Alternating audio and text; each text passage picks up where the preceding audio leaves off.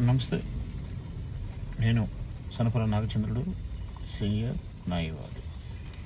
Out of order petition అంటే ఏమిటి?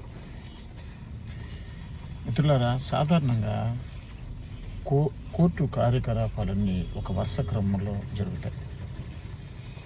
అయితే ఒక కేసులో వాదికి లేదా ప్రతివాదికి ఏదైనా అత్యవసర అయినప్పుడు లేదా ఒక పని వెంటనే చేయకపోతే వాదికి లేదా ప్రతివాదికి తీవ్ర నష్టం జరుగుతుందని భావించినప్పుడు ఆ సమస్యపై వెంటనే వాది లేక ప్రతివాది తరపున వాదన కోర్టులో వినిపించడానికి ఈ అవుట్ ఆఫ్ ఆర్డర్ని వాది లేదా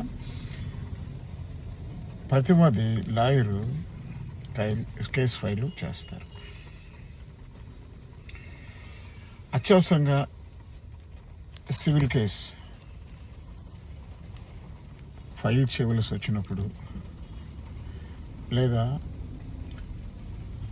వాయిదా ఉన్న డేట్కి ముందే కేసు విత్డ్రా చేసుకునే సమయంలో కూడా చేయొచ్చు.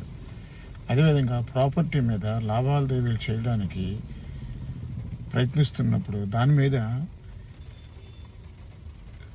స్టే తీసుకోవడానికి ఈ అవుట్ ఆఫ్ ఆర్డర్ని ఉపయోగిస్తూ కోర్టుకి వాది లేదా ప్రతివాది యొక్క లాయరు తెలియజేసుకునే పత్రాన్ని అవుట్ ఆఫ్ ఆర్డర్ అంటారు.